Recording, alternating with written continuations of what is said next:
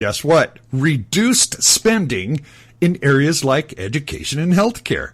And even though inflation went down, unemployment continued to go up. Under Thatcher's leadership, Britain's government denationalized a lot of important companies, starting with British Telecom, by selling it off to shareholders.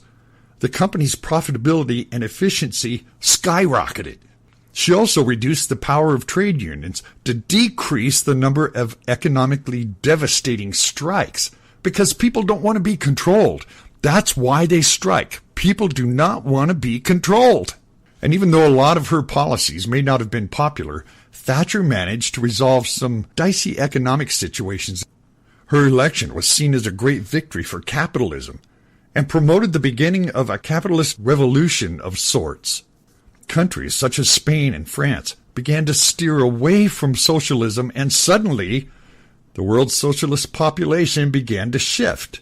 Now, at the end of the 1970s, socialist and communist regimes were in control of 60% of the world's population, but things were changing fast because they were going back to a capitalist society, which is the only one that works. So let's look at socialism today. What is socialism today? Well, socialism after the 70s suffered some major setbacks due to the collapse of communism in the Soviet Union and other European states. A lot of these societies followed in Great Britain's footsteps and denationalized their industries. However, some socialist-inspired programs exist today. In fact, any program that calls for the redistribution of wealth can be considered socialist. For example, the tax that the United States poses on citizens to support the welfare program system, which provides aid to financially unstable citizens, can truly be called a socialist program. Healthcare systems like Obamacare, Medicare, and Medicaid fall in that same category because you're taking money from one group of people and giving it to another. Now, you notice I didn't say Social Security in there because Social Security is more of an insurance program, not necessarily an entitlement, even though it crosses the line into entitlement when people who haven't earned it still get it. Another example of socialist program is Canada's healthcare system. Now, proponents of this system argue that it provides free health care to those who would otherwise be uninsured or underinsured. How many times have we heard that? They also point to the rising cost of health care in places like the United States, which some believe is caused by this dirty, stinking, rotten, profit-driven insurance company. These for-profit hospitals and pharmaceutical companies. But the grass is not always greener on the other side. Canada's free healthcare system often delays very important medical procedures and treatments simply because it doesn't have the manpower. Only highly publicized examples of this ultimate delay is the case of identical quadruplets born in Montana. Now, these quadruplets had to be delivered in Great Falls, Montana, because a hospital in the entirety of Canada where their parents lived, not one could handle their delivery. Every hospital was at capacity at the time. And there's other inconveniences, which include the average waiting time for an MRI of 3 months. Critics of the system insist that while the residents may not pay much up front, they seem to pay for it in terms of delayed care and poor quality of service. The system isn't even actually free. Roughly 22% of Canadian tax dollars are used to fund the healthcare system, which is exactly where ours is going to go. And socialist groups around the world continue to push for reform in their societies. However, they're often counteracted by critics, including the Future of Freedom Foundation, the Cato Institute, and Sons of Liberty, many of whom point to what they would consider to be the fatal error in socialism. How could any truly socialist society succeed without the incentives of profit and constraints of competition to motivate workers? Well, at any rate, the quest for purely socialist, and for that matter, a purely capitalist society, has eluded economists for years. After all, the United States, considered one of the most successful capitalist economies in the world, utilizes a number of social-inspired programs to help its financially encumbered citizens. And for the time being, at least, it seems that mixed economies featured both socialist and capitalist elements are growing every year in America. Here is how the Huffington Post describes it. When Bernie Sanders announced he was running for president, he switched his platform from independent to Democrat. Many wondered why socialists would run as a Democrat, yet what many didn't understand was that democratic socialism is not a party in itself, and it's an ideology that actually exists inside the Democratic Party. It's part of the Democratic Party. Democratic Socialists only hope to strengthen the party by improving on issues that the nation faces today, such as health care, college tuition, and strengthened social safety nets. Are these not socialist programs? They are. Well, I want to share a piece from the Young Democratic Socialists of America. And this is a statement by the YDS Coordinating Committee drafted by Kayla Pace. Now, this is from Democratic Socialists of America. Here's what they say.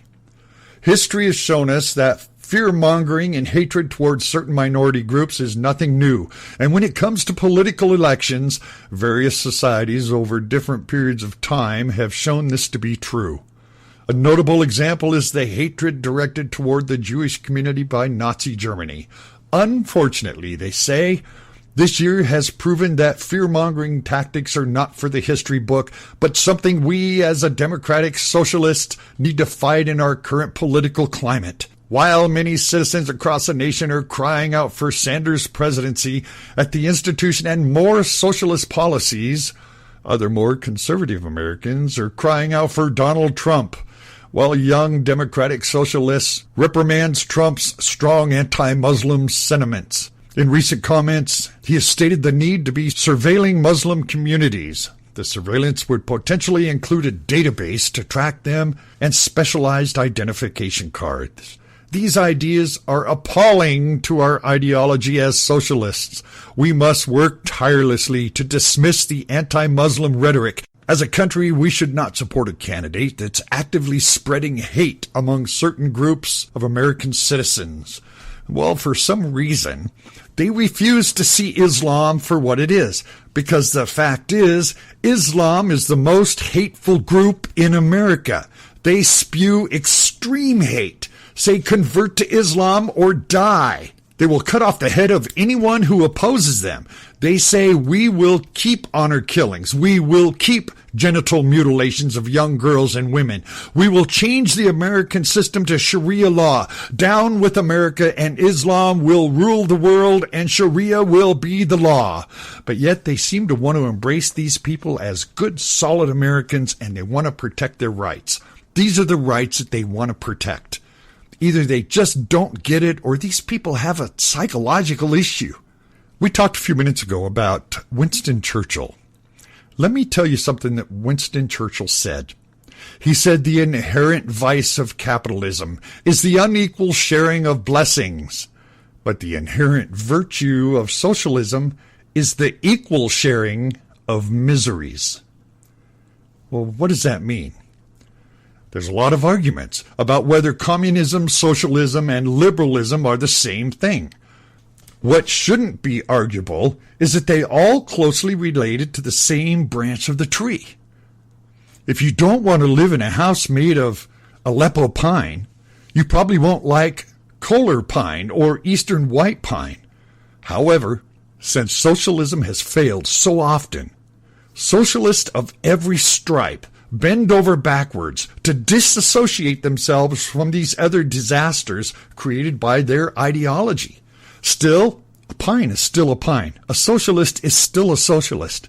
It has failed every time before, and they can't separate themselves from that because it's the same ideas. Socialism is particularly dangerous because it's so perfectly suited for the modern era. It's the ultimate miracle product. It's nice. It's fair. It'll make you feel good about yourself.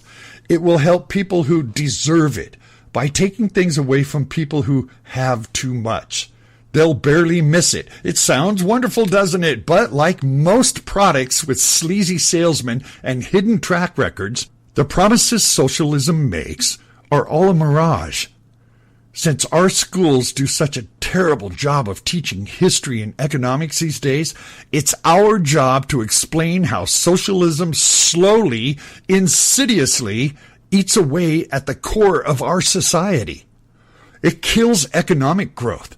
Strong economic growth is what produces jobs, tax revenue, a better standard of living for everyone, including the poor and the middle class. That's what John F. Kennedy was driving at when he said a rising tide in the economy lifts a boat. Socialism strangles economic growth in the crib by penalizing successfully a rewarding future. When you loot the successful people in a society to give it to less successful, you quite naturally reduce the number of successful people by encouraging more people to fail. This leads to a never-ending cycle. The more people in need there are, the more successful must be penalized to pay for them. The very people have to be successful in order to pay for all of these programs. This causes wealth to concentrate in fewer hands.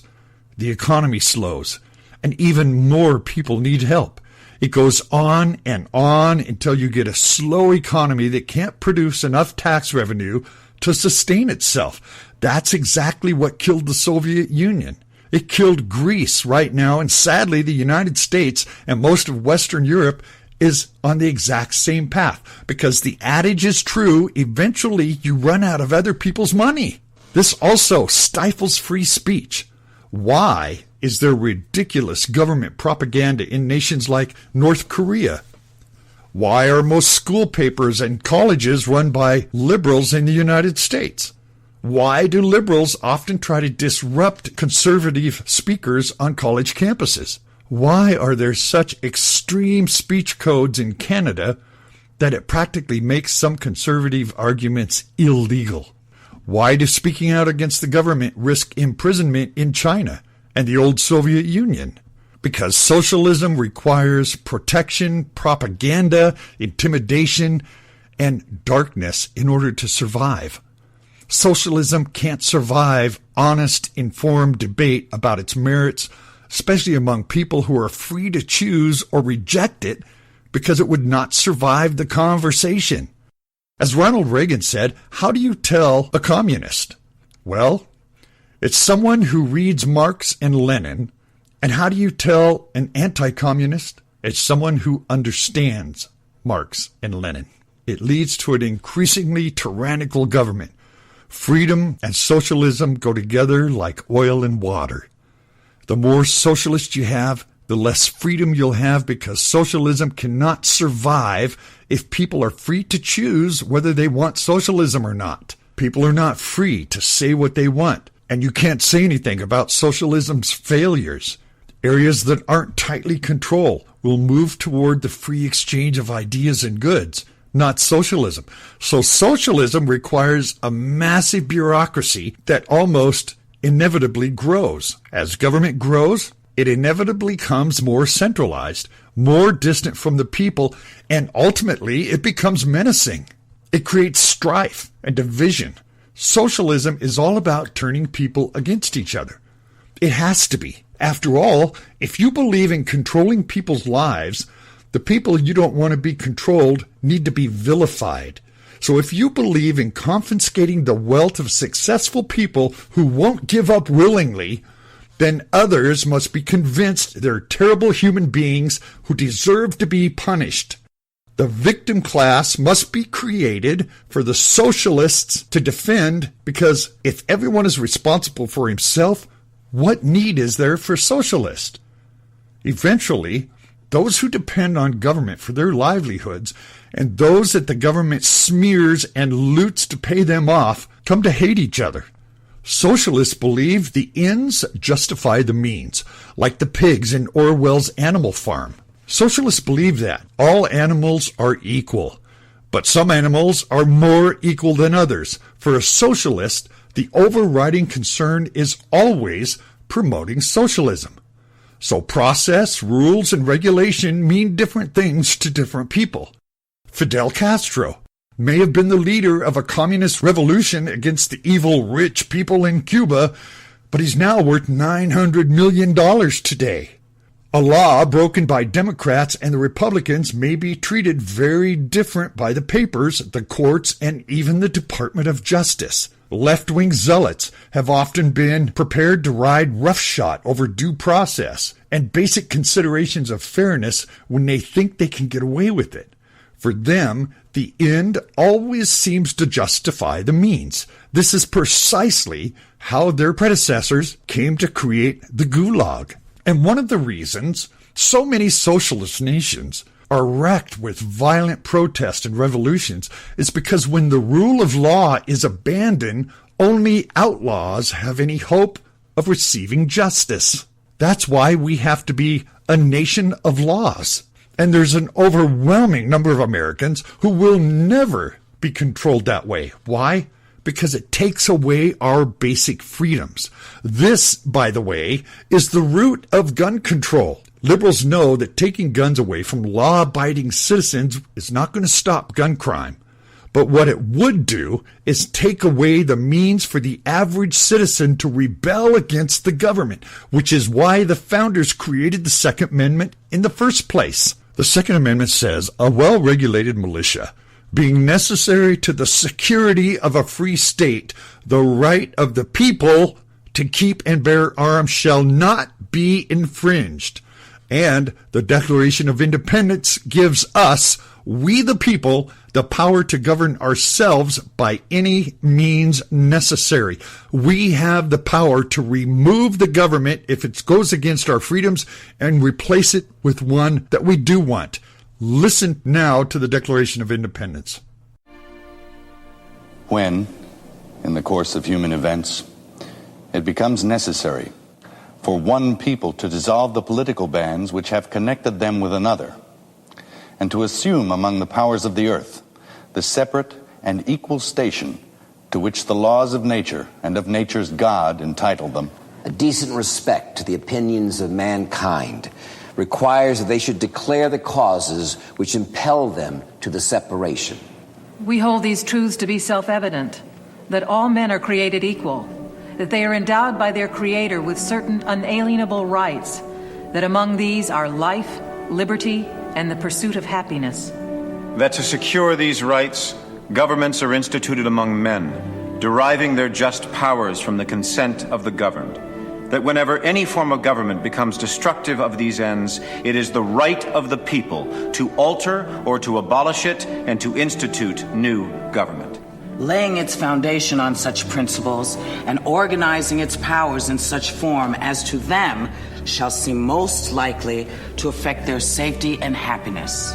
Prudence indeed will dictate that governments long established should not be changed for light and transient causes.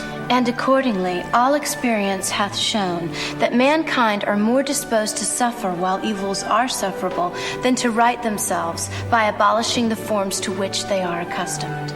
But when a long train of abuses and usurpations, pursuing invariably the same object, evinces a design to reduce them under absolute despotism, it is their right, it is their duty to throw off such government and to provide new guards for their future security. Such has been the patient sufferance of these colonies, and such is now the necessity which constrains them to alter their former systems of government. The history of the present King of Great Britain is a history of repeated injuries and usurpations, all having in direct object the establishment of an absolute tyranny over these states. To prove this, let facts be submitted to a candid world. He has refused his assent to laws the most wholesome and necessary for the public good. He has forbidden his governors to pass laws of immediate and pressing importance, unless suspended in their operation till his assent should be obtained.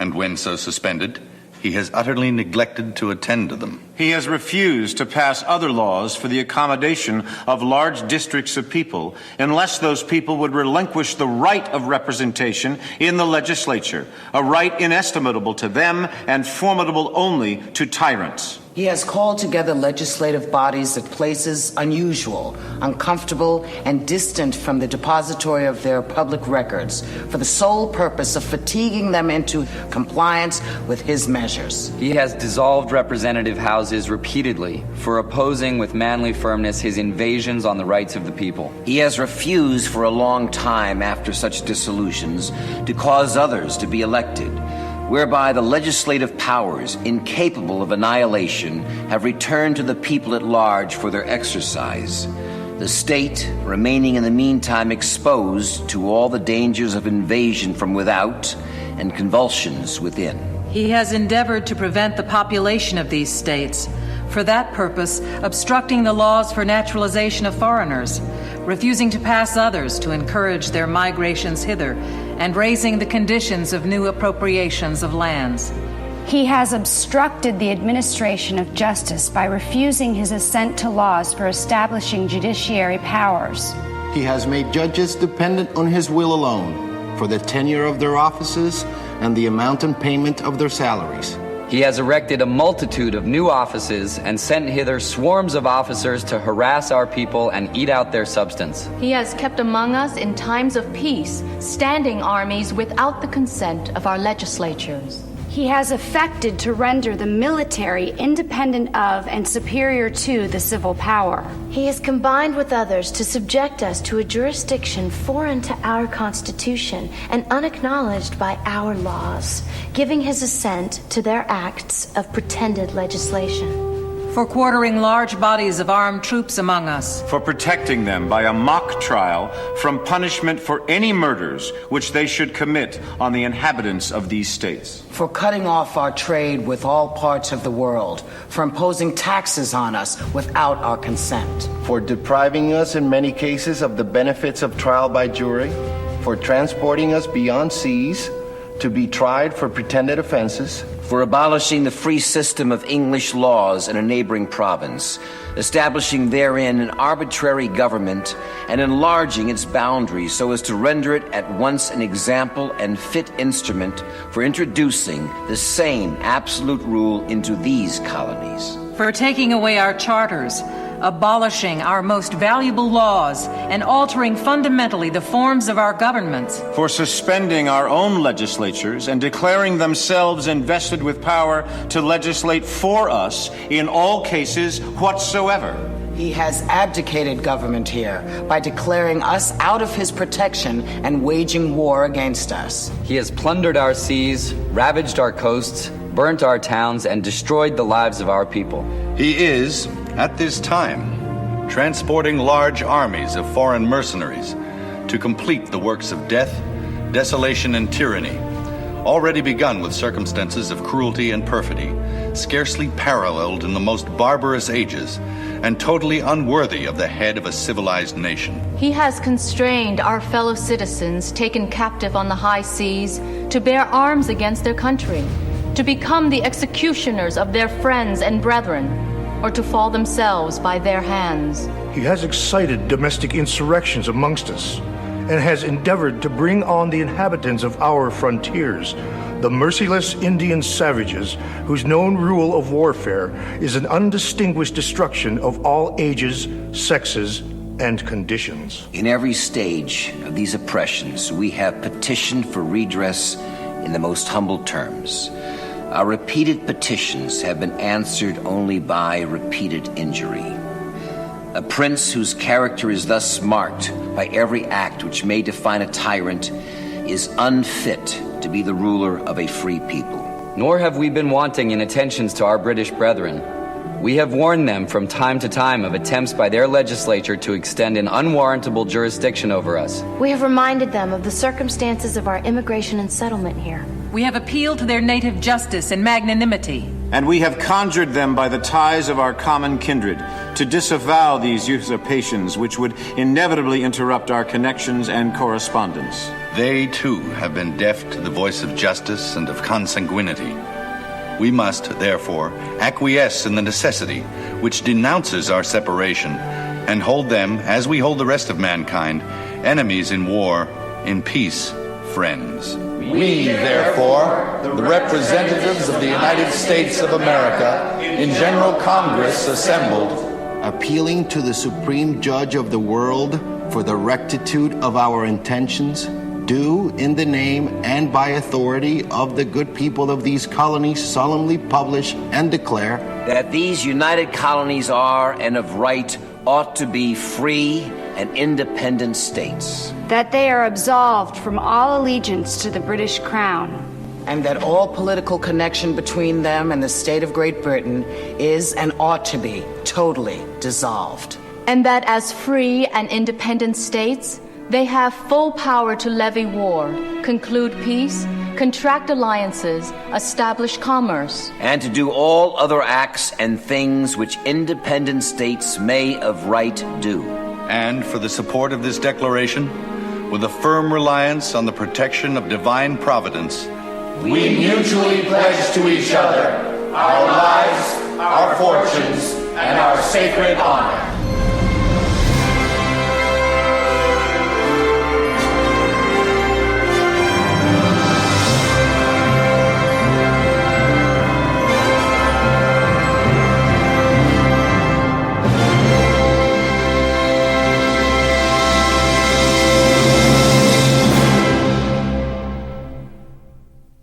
The bottom line here is socialism has never in history worked successfully. Here's how the American thinker puts it. In every nation where it's been tried, socialism has been a colossal failure in terms of the society's economy. Margaret Thatcher noted that the problem with socialism is that eventually you run out of other people's money. Socialism also typically entails various forms of authoritarianism, or at the very least, some government regimentation of society. We can't classify the police, the fire department, the military, the public schools as socialist. Civil service isn't part of the mainstream economy. However, again, socialism is an economic system. Medicaid, other programs are welfare. How did America survive and thrive before Social Security and Medicare? Now, keep in mind, the deduction from your paycheck to fund these programs is mandatory. Whether you use the system or not, the money's being taken from your paycheck and given to somebody else. Well, I'm out of time. Thank you for being here, and remember, you can download the End Time News app for your iPhone or your Android at the iStore or Google Play, free. Or you can also find a link on the website at wdeanshook.com. I'll be back with our next program. I'll see you then. Thank you for being here. You can get these full stories and more at wdeanshook.com. That's wdeanshook.com.